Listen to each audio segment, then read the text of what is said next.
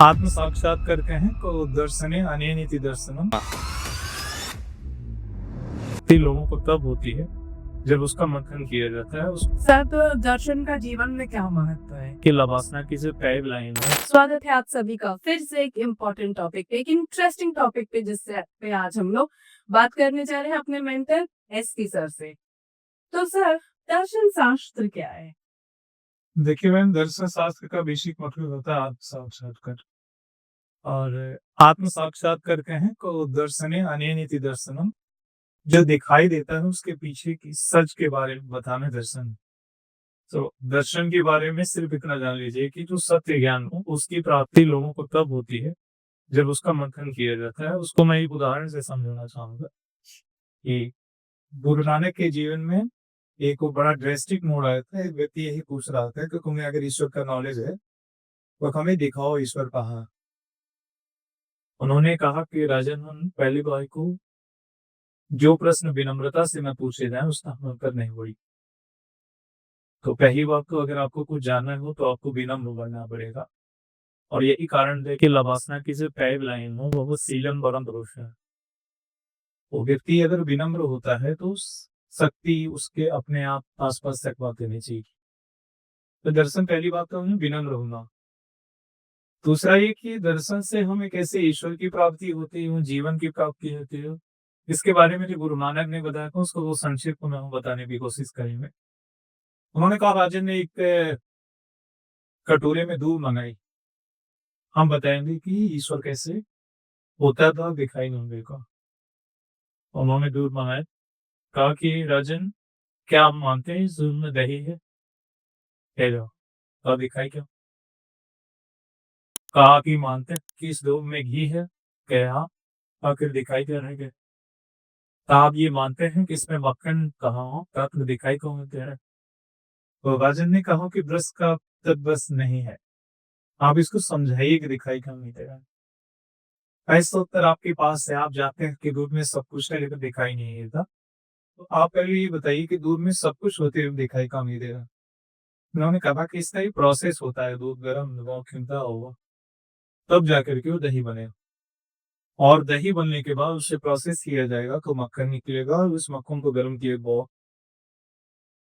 And exactly आपने ईश्वर है, process करने को दिक्कत है।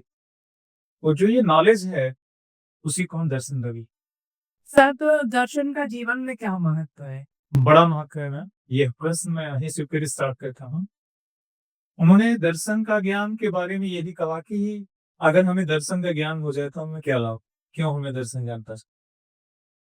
उन्होंने कहा, देखिए राजन, इसका उत्तर हम आपको तब दें जब आप नीचे बैठ करके बस करेंगे और मुझे सिंहासन पे बैठ भी जाओ। तो राजा ने कहा, ठीक है, कोई बात नहीं, मैं नीचे बैठ करके आपसे प्रश्न करता, क्योंकि उनकी दिलचस्पी बढ़ती जा रही है। जब वो नीचे बैठूं और नानक जी जा करके कुर्सी पर बोल रहे, उन्होंने कहा, दर्शन का ज्ञान सिर्फ ये बताता है कि आपके पास ज्ञान होगा तो आप सिंहासन प्राप्त कर सकते हैं, और ज्ञान नहीं होगा तो सिंहासन प्राप्त करने के बावजूद भी आपका नीचे होगा।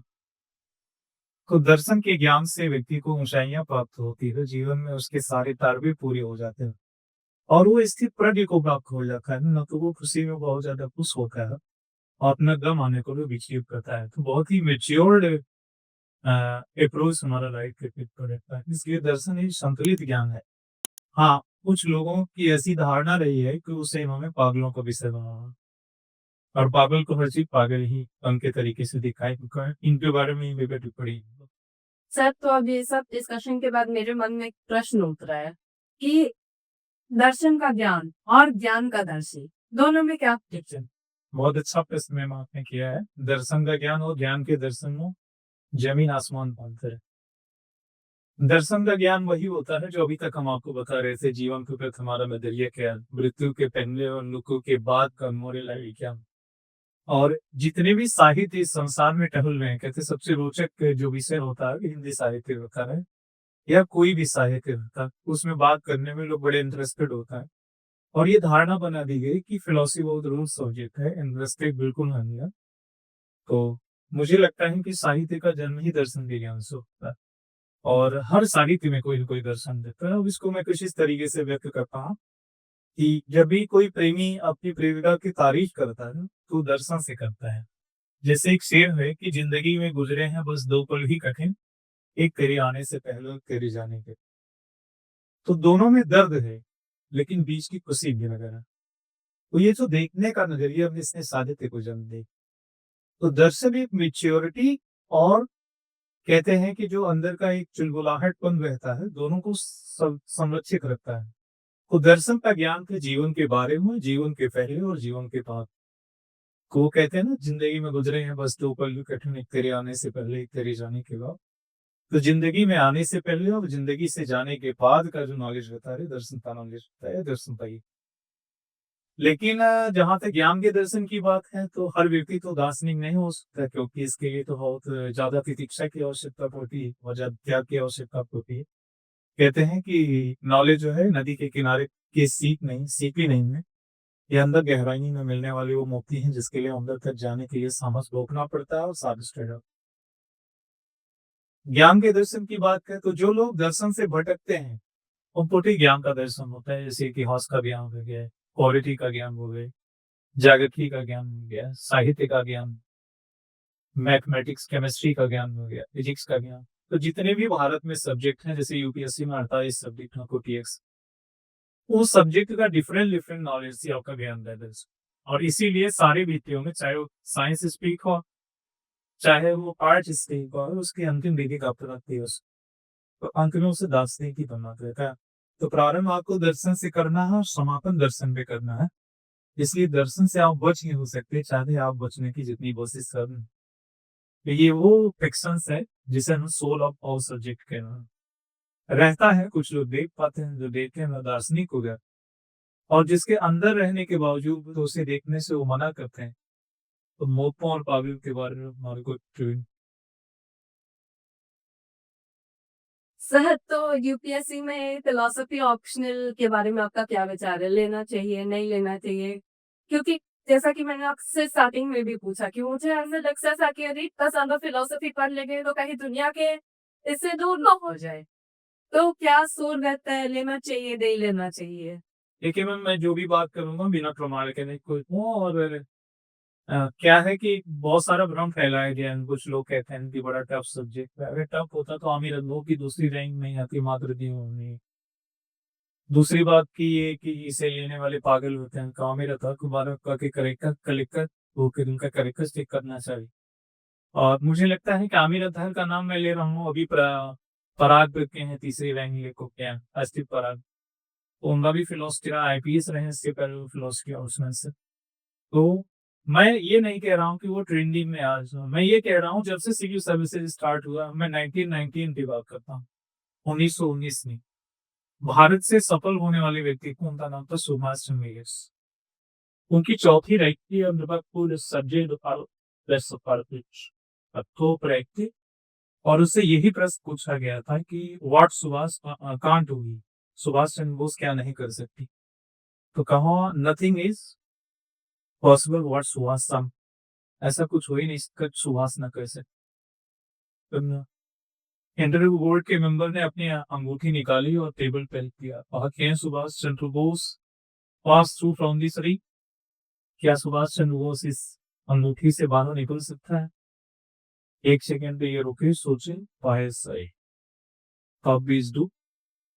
उन्होंने एक कागज निकाला और उससे अपना नाम लिखा, नो में this is Subhash Chandra Bose and this. तो दर्शन वो समझ पैदा करता है जिससे आप सही समय पर सही उत्तर दे सकते। और दूसरी बात ये कि ये विषय रिलेवेंट है कि नहीं, स्कोरिंग है कि नहीं, सिलेक्शन कराता है। आप यूपीएससी की रिपोर्ट देख लीजिएगा और मेरी सारे एस्पिरेंट्स जो मेरे इस वीडियो को सुन रहे हैं उसे मेरा विनम्र निवेदन है, मुझ पे विश्वास ना करें, किसी पे विश्वास न करें, एकदम विज्ञापन ना समझे। मुझे कोई बिजनेस नहीं करना, मुझसे ना पढ़िए, किसी और से पढ़ लीजिए। लेकिन अगर आपको लगता है कि आपको कम मेहनत में कोई सब्जेक्ट ज्यादा नंबर दे सकता है ना, तो मैथ के बाद अगर कोई सब्जेक्ट है तो दैट इज फिलोसफी। और इसका बेस्ट एग्जांपल है, आप जाकर के नेट कर लीजिएगा, गूगल कर लीजिएगा, और वो है आपका हेमंत कुमार सिंह का 2017 में उनकी 17वीं रैंक के लिए 359 highest number in optional subject. इसमें 2 लोगों के हाईएस्ट नंबर आए। एक तो आया है मैथमेटिक्स में कनिष्क कटारिया का, उनका 361 है, और दूसरा हाईएस्ट नंबर ऑफ फिलॉसफी था 359। तो 359, और आश्चर्य की बात यह है उनका मीडियम हिंदी। और अभी जितने प्रथम 20 में हमारे लगता है कि 5 या 6 बच्चे हैं फिलॉसफी से। आप उनका स्कोर चेक करिए। इस बार की टॉपर है शक्ति दुबे, उनका PSIR में, उनके जो हाईएस्ट मार्क था PSIR में 279, और अचित पराग का तीसरी रैंक है रैंक में, उनके मार्क्स आए हैं फिलोसफी में 390। तो 40 नंबर ज्यादा उन्होंने फर्स्ट रैंक होल्डर PSIR से प्राप्त किया। तो किसी विषय में जितना अधिकतम हो सकता है फिलोसफी, उतना न्यूनतम स्तर। तो इस विषय बस एक ही डिमांड होती है, यह विषय या तो अधिकतम देता है, कम तो देता है। तो अगर समझ नहीं है, मेच्योरिटी नहीं है, ठहराव नहीं है, तो यह विषय आप क्लियर नहीं। लेकिन अगर आप चीजों को समझने का नजरिया रखते हैं, लोगों से आप गंभीरता पूर्वक बात कर सकते हैं। ऐसा नहीं कि इसमें चिल्लूलापन नहीं है, नटखटपन नहीं, पूरा स्टोरीज से भरा हुआ, पूरा उपनिषद स्टोरीज से भरा। उसमें हमारे भटकने का, हम तो कहते हैं दर्शन की उत्पत्ति ही स्वीकार सतत वियोग शतक और रीति सकर से। तो व्यक्ति जब तक आकर्षित नहीं होगा, देह में फूटेगा, तब तक होंगे। वो एक को बहुत वाजिब सा प्रश्न है। तो स्कोरिंग है मैम, ये मेरा सजेशन है। स्कोरिंग ईजीएस से समझ में आता है, और नहीं तो जीवन आता है प्रश्न को, हर किसी को स्पेस से गुजरना पड़ता। जो सीख लेता है तो उसे तकलीफों होती, और जिसे बाद में समय सिखाता है वो तभी के साथ सीखता। तो thank you so much sir आज के इस ज्ञान के लिए। और अगर आपको फिलोसफी ऑप्शनल पे और भी ज्यादा क्यूरियोसिटी हो रही है, आपकी जिज्ञासा बढ़ रही है, तो आप दिए गए नंबर पे कांटेक्ट करें हमसे, और ऐसे ही इंटरेस्टिंग टॉपिक से हम लोग बात करते हैं, तो हमारे साथ जुड़े रहें। वीडियो अच्छा लगता है तो लाइक करें, सब्सक्राइब करें, और कमेंट सेक्शन में हमें जरूर बताएं कि ऐसे और कौन से टॉपिक है जिस पे आप चाहते हैं कि हम लोग बात करें। Thank you so much. तो आप दिए गए नंबर पे कांटेक्ट करें हमसे, और ऐसे ही इंटरेस्टिंग टॉपिक से हम लोग बात करते हैं, तो हमारे साथ जुड़े रहें। वीडियो अच्छा लगता है तो लाइक करें, सब्सक्राइब करें, और कमेंट सेक्शन में हमें जरूर बताएं कि ऐसे और कौन से टॉपिक है जिस पे आप चाहते हैं कि हम लोग बात करें। Thank you so much.